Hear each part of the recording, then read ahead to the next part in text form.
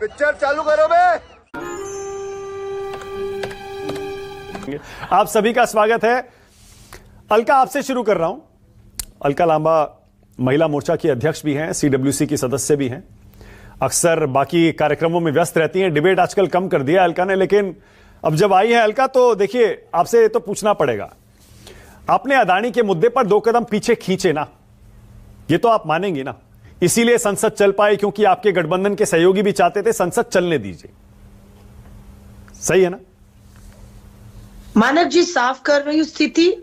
अदानी के भ्रष्टाचार पर प्रधानमंत्री मोदी जी की उस भ्रष्टाचार में शामिल होना, इस बात के ऊपर हम अडिग हैं। और जेपीसी की जो मांग है, पार्लियामेंट्री की कमेटी बिठाकर, उस मांग से हम 1 कदम भी पीछे ना हटे थे, ना हटे हैं। क्या बात है सर, क्या बात है सर, क्या बात, ये बात है।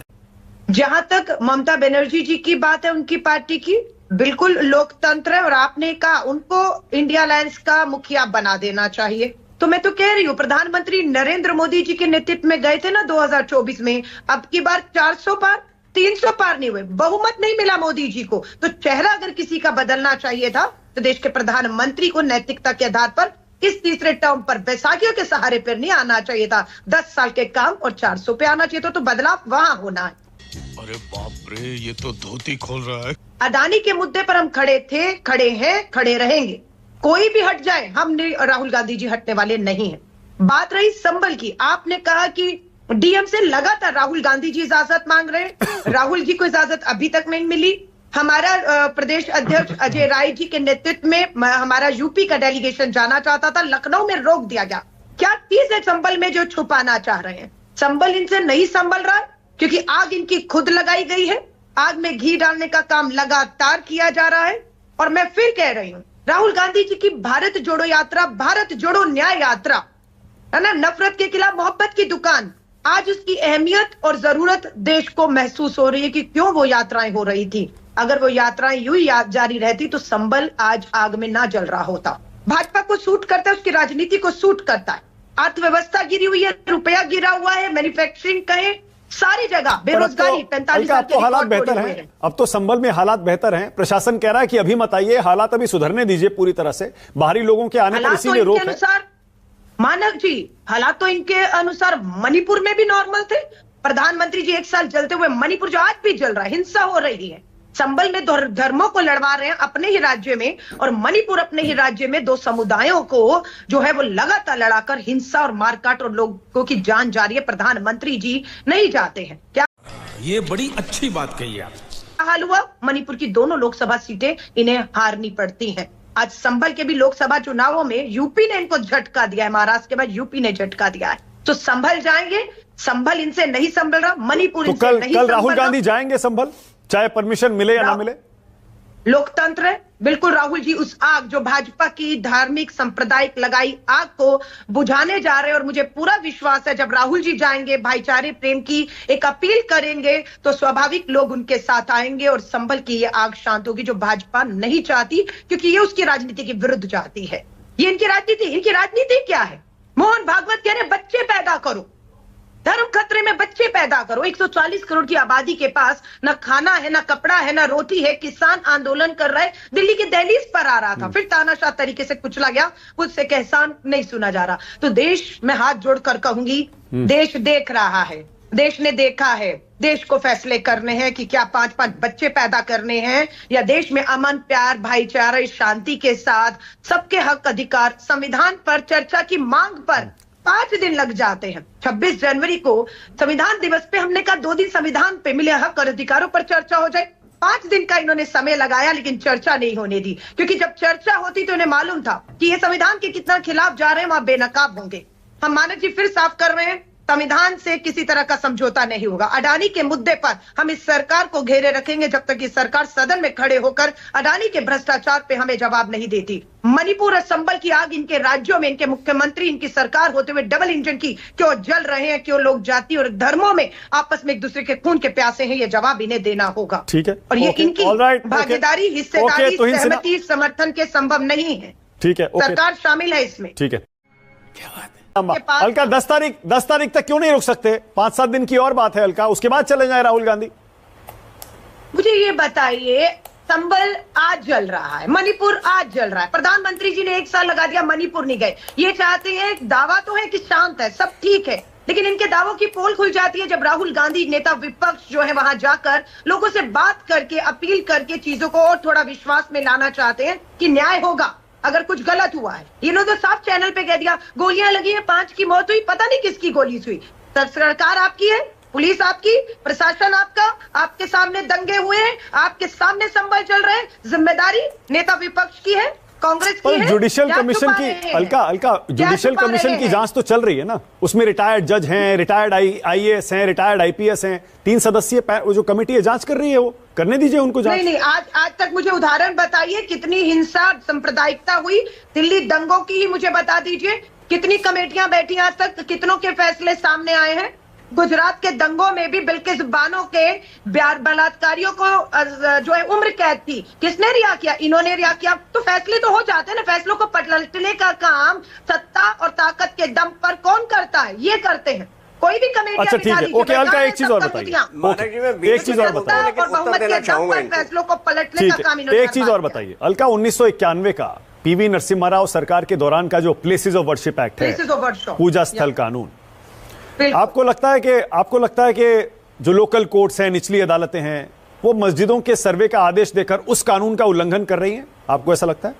मैं आपसे फिर कह रही हूं, उपासना स्थल अधिनियम 1991 के साथ कांग्रेस पूरी ताकत के साथ खड़ी है, उससे हम 1 इंच इधर उधर नहीं होने देंगे। बात सिर्फ मस्जिदों की नहीं है, मंदिर हो, गिरजाघर हो, चर्च, कुछ भी हो, अगर ये बन गया कि 1947 15 अगस्त से पहले जो यथास्थिति थी वो रहेगी, ये सब नहीं होगा, तो वो नहीं होना चाहिए। लेकिन आज क्यों हो रहा है? क्योंकि मुद्दों से भटकाने के लिए, लोगों को लड़वाने के लिए, भटकाने के लिए सब साजिश के तहत सत्ता में बैठी भाजपा खुद कर रही है। नहीं, अलका, वन सेकंड, लेकिन जो लोकल कोर्ट का ऑर्डर है, उस कोर्ट के ऑर्डर को तो मानना पड़ेगा ना, वहां पर पथराव करने की क्या जरूरत थी? लोकल कोर्ट के ऑर्डर के आधार पर सर्वे हो रहा था, उसे होने देना चाहिए था। मैं आपको फिर कह रही हूँ, आप ध्यान से सुनिएगा मैं क्या कह रही हूँ। पार्लियामेंट में दोनों हाउस में एक कानून बनता है और जजेस जो है, जो कानून बनते हैं उसे लागू करना होता है। जज कानून नहीं बनाते, ध्यान रखिएगा। यह कानून बनाने का हक, अधिकार जो है वो हमारी संसद को मिला है। 15 अगस्त 1947 को जब ये संवैधानिक रूप से हो गया कि अब कोई भी धार्मिक स्थल, उपासना स्थल के खोद करके उसे बदलने की कोशिशें नहीं होंगी, तो नहीं होनी थी ना। आज एक जज बैठकर किस तरह से दबाव में जुडिशरी काम कर रही है, मीडिया काम कर रहा है, हाउस काम कर रहे हैं, पूरा सब ये ठीक नहीं, प्लीज ऐसे मत बोलिए। नहीं, अदालत पर प्लीज, आप मीडिया पर कहते रहिए, प्लीज अदालत के बारे में मत कहिए। आप पर दबाव नहीं है। नहीं, मैं कह रहा हूँ कोर्ट्स की बात मत करिए। कोर्ट्स पर आप कम से कम ये मत कहिए कि कोर्ट जो है किसी के दबाव में आकर कोई फैसला दे। की रेड के बाद उन चैनलों को पूंजीपति मित्रों को सौंपा गया या नहीं सौंपा गया? अरे मैं मीडिया की बात नहीं कर रहा हूँ, मैं कह रहा हूँ कोर्ट्स के बारे में मत बोलिए, बोलिए मीडिया के बारे में, आपको पूरा हक है। मैं कह रही हूँ आप निजी तौर पर मत लीजिए, पर सच्चाई है ना। अरे मैं कह रहा हूँ मीडिया पर बोलिए अलका, मैं कह रहा हूँ मीडिया पर बोलिए, अदालतों पर मत बोलिए। मेरी जो आपत्ति है वो अदालतों पर है। अदालत पर दबाव है, दबाव में वो आदेश दे रही है, फैसले दे रही है, ये मत कहिए। मैं फिर कह रही हूँ अदालतों पे भी निचली अदालत का फैसला, ऊपरी अदालत, हाई कोर्ट का फैसला सुप्रीम कोर्ट बदलती है या नहीं बदलती है? हाँ या ना कह वो बदलती है, ठीक है, पर वो जुडिशियल प्रोसेस है। अच्छा ठीक है, ओके। अधिकार क्षेत्र पे बात कर रही हूँ, ठीक है, ओके। चुनाव आयोग, एक सेकेंड मानक जी, जब चुनाव आयोग पर कंट्रोल की बात हुई थी तो सुप्रीम कोर्ट ने कह दिया था ये अधिकार पार्लियामेंट का है, चुनाव आयुक्त की नियुक्ति क्यों करे, ये जज नहीं तय करेंगे। और जब जज तय कर रहे थे तो सरकार ने उन्हें उनका दायरा समझाया था। आज हम भी यही कह रहे हैं कि अगर संविधान में तय हो चुका है 15 अगस्त 1947 में, ठीक है, ओके, ऑलराइट, नहीं ठीक है अलका, ऑलराइट, इस पर मैं बिल्कुल आपके साथ हूं कि सुप्रीम कोर्ट में इस स्थिति क्लियर करनी चाहिए। और सुप्रीम कोर्ट में आलोक शर्मा आपके साथी हैं, वो एक पिटीशन लेकर कल गए भी हैं कि 1991 के कानून के मुताबिक इस तरह की पिटीशंस गैर कानूनी है।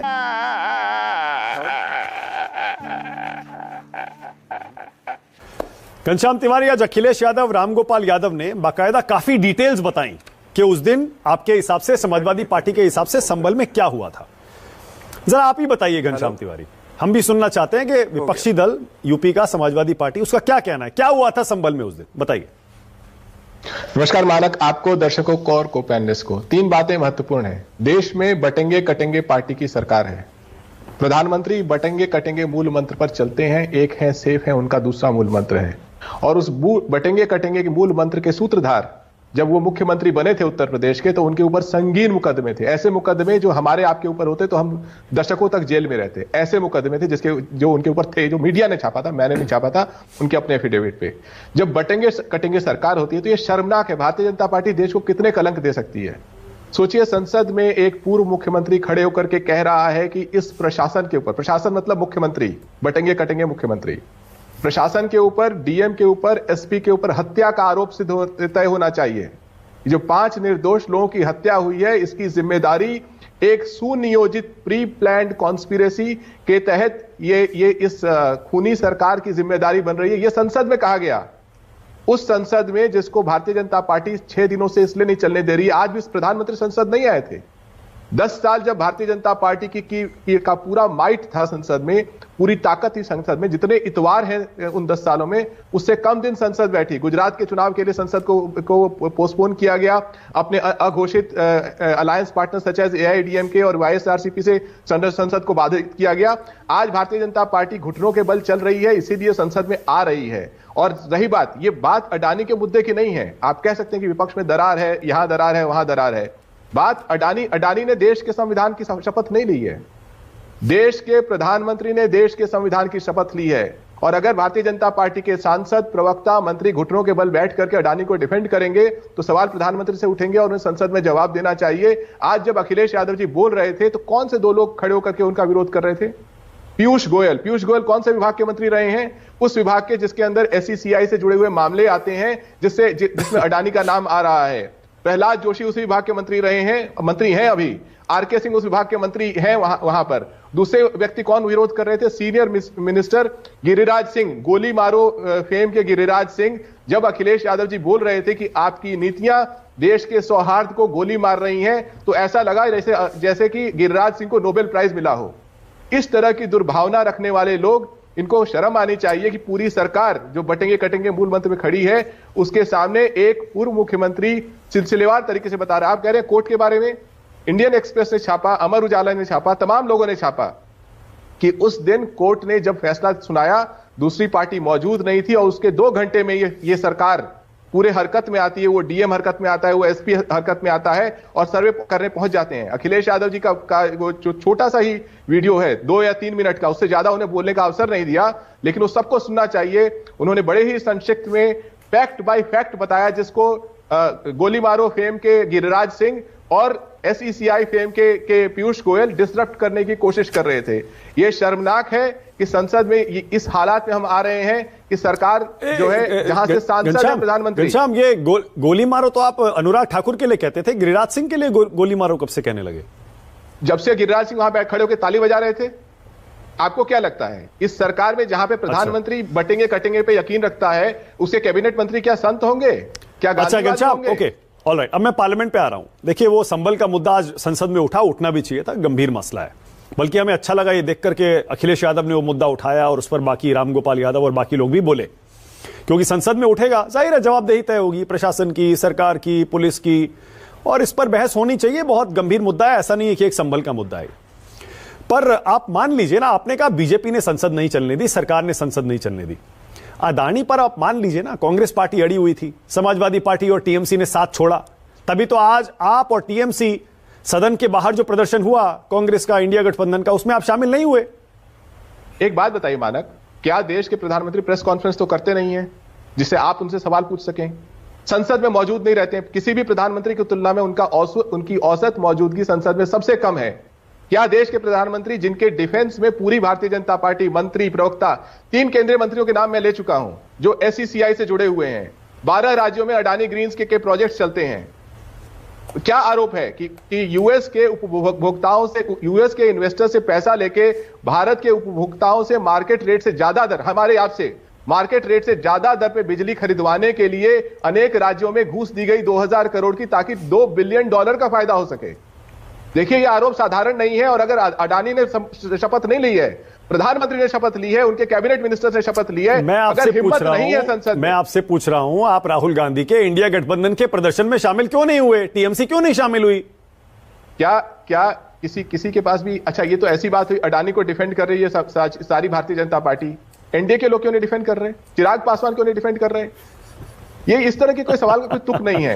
हम सब लोग चाहते हैं कि देश के प्रधानमंत्री को जवाब देना होगा कि एक व्यक्ति जिसको अमेरिका का जस्टिस सिस्टम कह रहा है कि अनेक राज्यों में नहीं देखिए घनश्याम, नहीं एक सेकंड देखिए, पैसा देना पड़े, अभी देखिए जो सवाल किए जाएंगे कि नहीं किए जाएंगे। जो हमारी समझ है वो ये कहती है, शायद समाजवादी पार्टी को ऐसा लगा कि नहीं संभल का मुद्दा उठना चाहिए। और देखिए लोकसभा चुनाव के बाद ये पहला संसद का सत्र है, इसीलिए लोग चाहते हैं, सारे नए सांसद चाहते हैं कि वो अपनी बात कहें। अडानी का मुद्दा अगर थोड़े दिन के लिए पीछे रख भी दिया तो भी क्या दिक्कत है? आपको भी ऐसा लगा होगा कि नहीं संभल पर बहस ज्यादा जरूरी है। ये पहला सत्र नहीं है। और अगर एक सरकार कहे हम बटेंगे कटेंगे सरकार है, भारतीय जनता पार्टी के एक प्रवक्ता ने टीवी पे कहा बटेंगे कटेंगे हमारा केवल मूल मंत्र नहीं है, ये हमारा क्राउनिंग ग्लोरी है, इसे हम मुकुट की तरह अपने सर पर लेकर घूमते हैं, इनके राष्ट्रीय प्रवक्ता ने कहा मेरे साथ बहस में।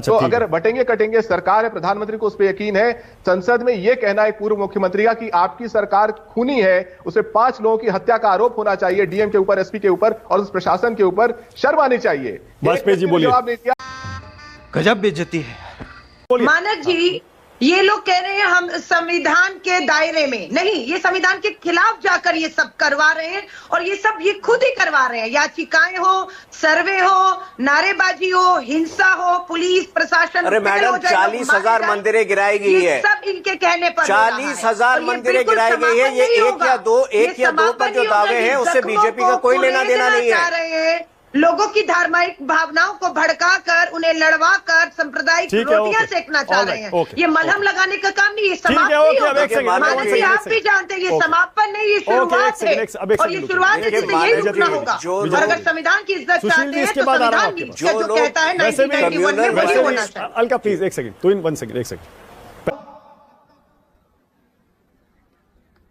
Bye bye, tata, goodbye, गया। ये भगवान क्या जुल्म है।